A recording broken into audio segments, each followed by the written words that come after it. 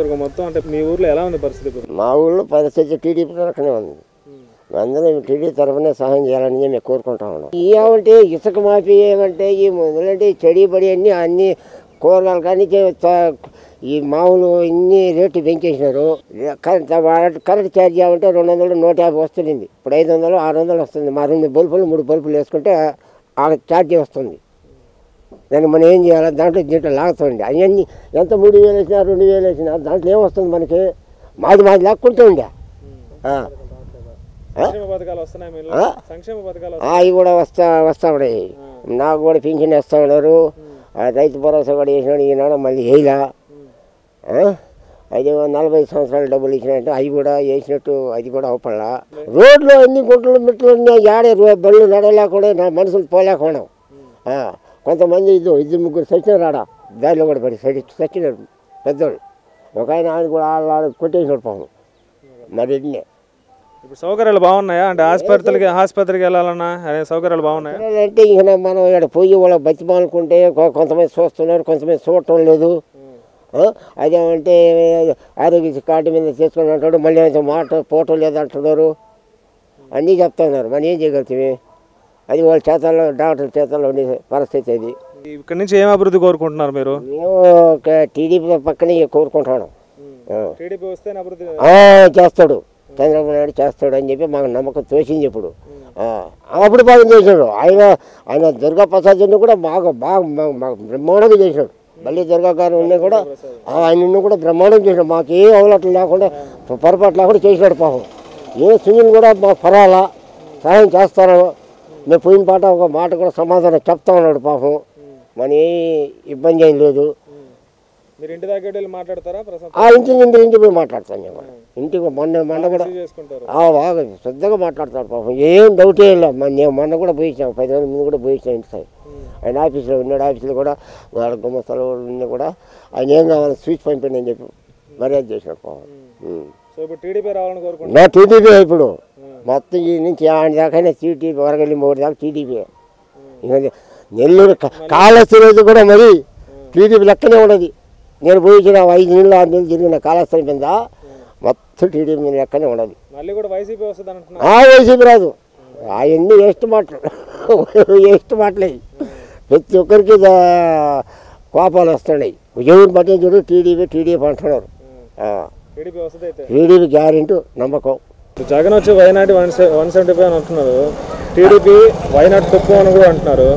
ఓవరాల్గా ఏది వస్తుంది అనేదానికి ఏముంది కానీ 175 అనేది వేస్ట్ మాట. అది వైసీపీలో అభివృద్ధి శూన్యం అయిపోయింది. ఎక్కడ శూన్యం అయిపోయింది? అభివృద్ధి జరగలేదు. ఎక్కడ జరగలేదు. కానీ టీడీపీ ప్రభుత్వంలో మొత్తం అభివృద్ధి జరిగింది. ప్రతి గ్రామాల్లో జరిగింది. మా విలేజ్లో కూడా టీడీపీ ప్రభుత్వంలో బాగా అభివృద్ధి జరిగింది. సునీల్ కుమార్ గారు చాలా అభివృద్ధి చేశారు మా ఊళ్ళో. అతనే రావాలని మా మనస్ఫూర్తి కోరుకుంటున్నాం. అభివృద్ధి అంటే ఏం కోరుకుంటున్నారు? అంటే మీ ఊరికి ఏం కోరుకుంటున్నారు? అసలు మా ఊరికి మా ముస్లిం పాడానికి ఒక కమ్యూనిటీ హాల్ ఒకటి కావాలనుకున్నాం. షాదీ మంజిల్ ఒకటి కావాలనుకున్నాం. మాకు వైసీపీ ప్రభుత్వంలో ఏది జరగల. కానీ టోటల్గా శూన్యం అయిపోయింది. కన్ఫర్మ్ 100%. మాకు నమ్మకం, చాలా నమ్మకం. చంద్రబాబు మీద నమ్మకం. తర్వాత మాకు పాసింగ్ ముందు పాసింగ్ చూడాలి కానీ నమ్మకం మాకు. తర్వాత పైన చంద్రబాబు రావాలి. చంద్రబాబు చిత్రహింసలు పెట్టాడు. కానీ అతను వయసుకు తగ్గ కూడా ఆలోచించకుండా పెట్టాడు. వైసీపీలో మాకు అభివృద్ధి శూన్యం అయిపోయింది. ఓవరాల్గా సంక్షేమ పథకాలు అన్నీ అందుతున్నాయి. జనాలు మళ్ళీ మాకే ఓటేస్తారని అంటున్నారు. మీకు సంక్షేమ పథకాలు అందుతున్నాయి? అసలు సంక్షేమ పథకాలు అంటే ఇప్పుడు స్కూలు అమ్మఒడి అన్నాడు. ఎంతమంది పిల్లలు ఉంటే అంతమంది పిల్లలు 15,000 ఇస్తున్నాడు. కానీ ఇంట్లో ఒక్క అబ్బాయికి 15,000. అది కూడా 15 కూడా కాదు, 13 చేస్తున్నాడు. అది కూడా సరిగ్గా వేయటంలే. కానీ వైసీపీ ప్రభుత్వం అబద్ధాలు దగాకోరు ప్రభుత్వం వైసీపీ ప్రభుత్వం. కానీ అది చాలా దుర్మార్గమైన ప్రభుత్వం. టీడీపీ ప్రభుత్వంలో మాకు అనుకుంటూ పూర్తి కంప్లీట్గా జరిగాయి. మా పార్టీలో చాలా అభివృద్ధి జరిగింది. చాలా సన్నిహితంగా ఎప్పుడు ఇంటికి పోయినా రండి ఆప్యాయంగా డబ్బులు లోపల కూర్చోబెట్టి మాట్లాడతాడు. చాలా వైసీపీ వాళ్ళు కూడా అంత బాగుంటారా? మీతో బాగుంటారా? వైసీపీ వాళ్ళు కంటికి అవపడరన్నా. అసలు గెలిచాడే కానీ వరప్రసాద్ అతను ముఖమే చూడలేదు మేము అసలు ఇంతవరకు. 5 సంవత్సరాలు అయింది, ఒక్కసారి కూడా చూడలే. కానీ సునీల్ కుమార్ గారు ఇంటికి పోయినా ఇక్కడ రోడ్లో పోతున్నా కూడా ఆపినా సరే ఆపి దిగేస్తాడు కిందకి. ఏందన్నా మీ సమస్య ఏందన్నా? మీ సమస్యకు పరిష్కారం ఖచ్చితంగా చేస్తానన్నా అని అంటాడు. చాలా మంచి వ్యక్తి. సునీల్ కుమార్ గారు రావాలని మనస్ఫూర్తిగా కోరుకుంటున్నాం. మా గ్రామం గురించి చాలా అందరికీ చెప్పి అభివృద్ధి కావాలా, సంక్షేమ పథకాలు టీడీపీ వస్తేనే మా సంక్షేమ పథకాలు వస్తాయి. టీడీపీ ప్రభుత్వం వచ్చిందంటే ఇంట్లో 4 పిల్లలు ఉన్నా ఒక్కొక్కరికి 15,000 లెక్కన, 4 ఉంటే 60,000 వస్తుందన్న. ఇతను ఒక్కడికే ఇస్తున్నాడు, అది కూడా 13,000. ఈ డోక్రా మహిళ చాలామందికి అసలు పట్టడం లేదు, చాలా పింఛన్లు కూడా తీసేసాడు. అభివృద్ధి శూన్యం అయిపోయింది వైసీపీలో. మెయిన్ రోడ్ పక్కన పెడితే ఇక్కడ మీ ఊర్లో అయితే రోడ్స్ అన్ని బాగానే ఉన్నాయి. ఎవరు వేయించిన రోడ్లు? సునీల్ కుమార్ వేయించింది. టీడీపీ హయాంలో జరిగింది మొత్తం. మాకు వైసీపీ హయాంలో ఒక్కటి ఏది ఒక్క గంటి మట్టి ఎక్కడ వేయాల మొత్తం టీడీపీ గవర్నమెంట్లో సునీల్ కుమార్ గారు మొత్తం సిమెంట్ రోడ్లు వేసింది ఆయన. సో ఓవరాల్గా టీడీపీ వస్తుందా? మళ్ళీ టీడీపీ రావాలకు వస్తుంది, 100% వస్తుంది. సో ఓవరాల్గా ఏపీలో నెక్స్ట్ గవర్నమెంట్ ఏది ఫామ్ అవబోతుంది? ఖచ్చితంగా తెలుగుదేశం ప్రభుత్వం అధికారంలో వచ్చేదానికి 100% అవకాశాలు కనిపిస్తూ ఉన్నాయి. కారణం ప్రధానంగా ఈరోజు ఉద్యోగస్తులు కానీ, మహిళలు కానీ, యువత కానీ తీవ్రమైన నిరాశలో ఉన్నారు. కాబట్టి భవిష్యత్తులో మాకు తెలుగుదేశం అధికారంలోకి వస్తుందనేది మాత్రం కనిపిస్తూ ఉంది. ఇక్కడ ప్రస్తుత ఎమ్మెల్యే అభివృద్ధి చేశారా, చేయలేదా మీ మాటల్లో? ఇప్పుడు వరకు ఎమ్మెల్యేగా ఉన్న వరప్రసాదరావు గారు ఈ గూడూరు నియోజకవర్గ అభివృద్ధికి ఎలాంటి చర్యలు అయితే తీసుకోలేదు. ప్రధానంగా చిలకూరు మండలంలో ఇప్పటి వరకు ఎన్నో సమస్యలు అలాగే అపరిష్కృతంగా ఉన్నాయి. ఎమ్మెల్యేగా గెలిచిన వెమ్మటే చిలకూరు మండలం తిప్పగుంటపాలెం గ్రామానికి వచ్చి హై లెవెల్ బ్రిడ్జి కట్టిస్తానని చెప్పి 5 సంవత్సరాలుగా వస్తున్న కట్టించలేని పరిస్థితి. ఈరోజు ఇసుక దోపిడీ, సిలికాన్ దోపిడీ విపరీతంగా జరుగుతూ ఉన్నా అడికట్టలేని పరిస్థితి. రోడ్లు దారుణంగా ఉన్నా వాటిని బాగు చేయలేని పరిస్థితి మనకు కనిపిస్తూ ఉంది.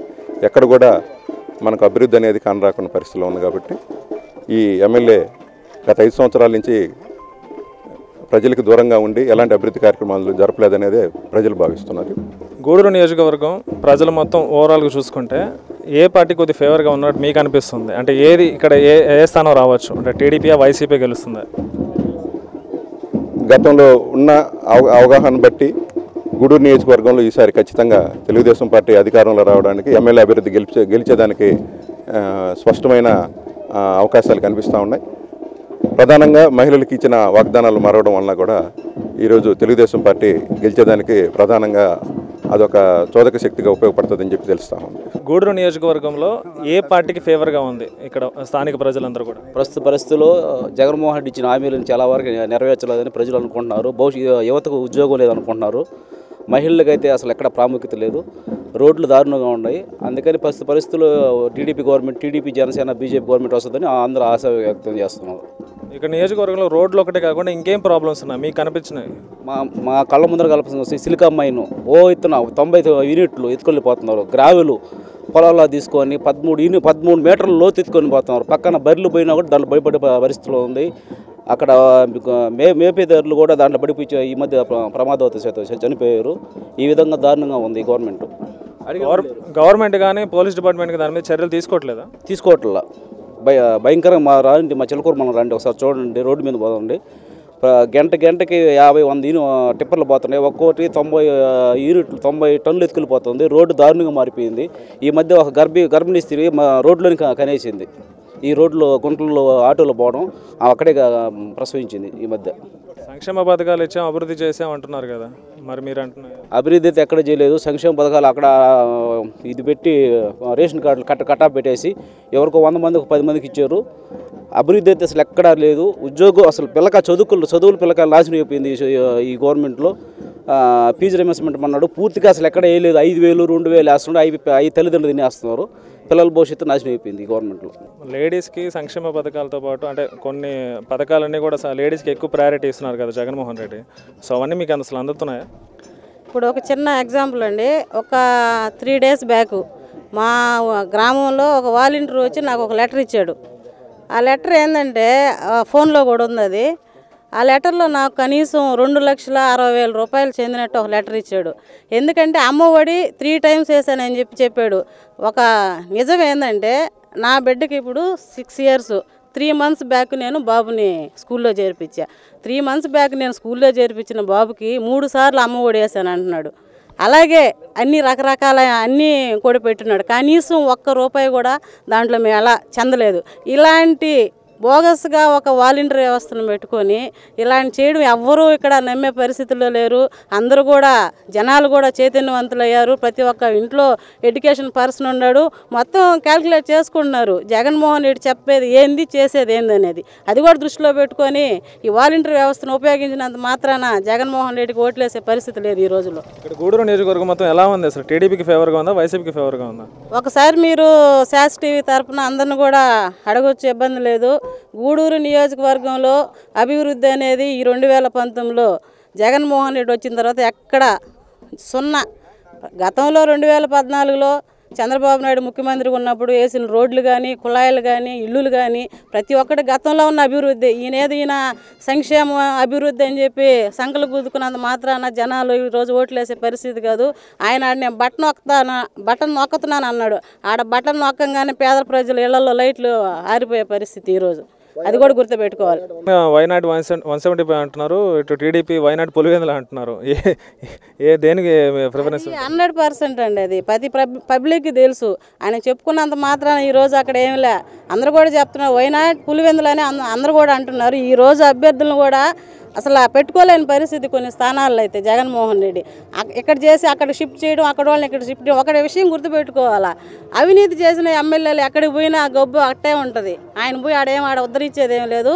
ఆయన పులివెందులో గెలవమనండి, తర్వాత వైనాడు 175 ఏందనే తెలుస్తుంది. ఇప్పుడు గూడూరులో ఓవరాల్గా మీరు అసలు ఎవరు రావచ్చు అంటారు? 100% ఇప్పుడు మేరికి మురళి గారు అభ్యర్థి అంటున్నారు. కనీసం ఆయనకి టికెట్ కన్ఫర్మ్ అయిందనేది కూడా తెలియదు వాస్తవం చెప్పాలంటే. కానీ రేపు పరిస్థితి ఎలా ఉంటుందో కూడా అతనికి తెలియదు. కానీ గూడూరు కాన్స్టిట్యున్సీలో కనీసం 40,000 ఓట్ల మెజారిటీతో పాసు సునీల్ కుమార్ గారు భారీ మెజారిటీతో, ఎక్కువ మహిళా ఓట్లతో, యువత ఓట్లతో, అంతా జనసేన, బీజేపీ, తెలుగుదేశం పార్టీ అందరూ కలిసి సునీల్ కుమార్ గారిని భారీ మెజార్టీతో గెలిపించేదానికి అందరూ కూడా సిద్ధంగా ఉన్నారు.